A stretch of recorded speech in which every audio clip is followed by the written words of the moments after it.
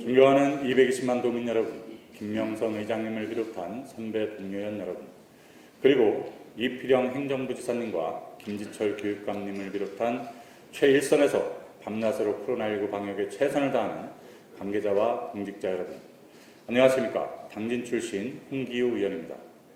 오늘 본 의원은 안전한 통학로 조성과 승하차구역 확보를 위한 학교부지 활용 개선 방안을 촉구하고자 이 자리에 섰습니다. 이는 충남도 내 유치원생을 비롯한 초중고 26만 1천여 명의 학생들의 안전과 직결된 사항으로 학생들의 안전한 등굣길을 보장하기 위함이며, 이를 해결하기 위해서는 충남도와 교육청, 학교의 협업이 그 무엇보다 절실히 필요한 상황입니다. 초등학교를 예를 들어 설명드리겠습니다.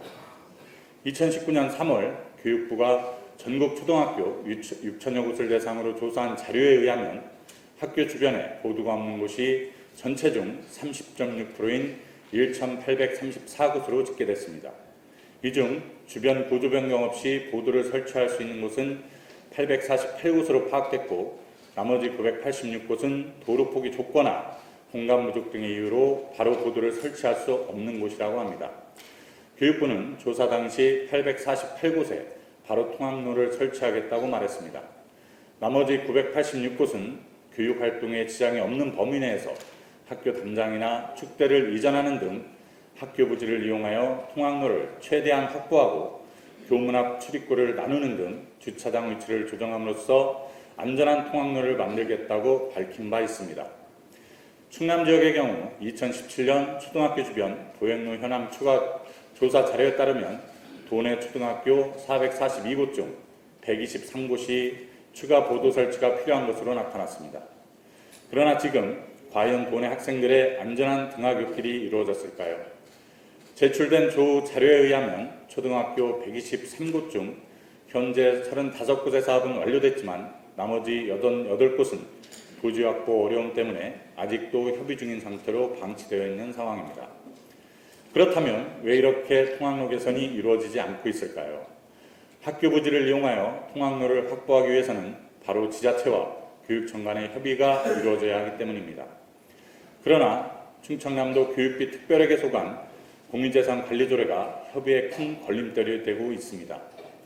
조례 제3조 관리 책임과 사무의 의무에 따르면 교육감은 공유재산에 관한 사무를 총괄하되 제1관세에서 속하는 공유재산은 해당 관세의 장에게, 교육청과 제2관세에 속하는 공유재산은 교육장에게, 교육장은 다시 해당 관세의 장 및 학교장에게 위임합니다.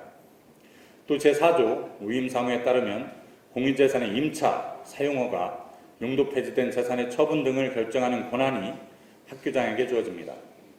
하지만 이 막강한 권한이 일선 학교장에게는 큰 부담으로 작용하여 민원이나 그 외의 사유로 지자체가 통학로 개선 사업을 요청할 경우 지자체에서 공사비를 지원한다 하더라도 요청에 소극적으로 대처하거나 불허하는 경우가 다반사입니다.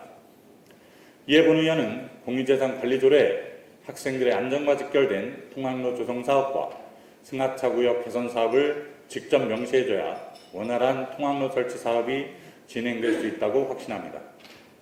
존경하는 김지철 교육감님, 지자체와 교육청, 학교는 그동안 통학로 개선 공사 문제로 무수히 많은 갈등을 빚어왔습니다. 지자체는 학교 부지의 무상사용 허가를, 학교와 교육청은 부지 매각을 원하여 공사가 늦어지거나 진행조차 못하는 등 서로 다른 입장을 보이고 있기 때문입니다. 하지만 이로 인해 피해를 받는 것은 사고 위험도가 높은 등하굣길을 오가는 학생들입니다. 학생 안전대책을 놓고 공공기관 간 이견을 보인다는 것은 결코 용납될 수 없는 사안입니다. 교육감님, 공유재산 관리조례에 통학로 조성과 승하차구역 조성 사업 추진 시 학교 부지 무상 사용을 승인한다고 구체적으로 명시해 주시길 강력히 요청합니다. 안전한 통학로는 어른들의 책임입니다. 학생들의 안전과 직결된 문제인 만큼 지자체와 교육당국은 부디 아이들이 마음을 놓고 학교를 다닐 수 있도록 안전한 등하굣길 조성에 힘써 주시길 거듭 당부드립니다. 이상으로 5분 발언을 마치겠습니다. 끝까지 경청해 주셔서 감사합니다.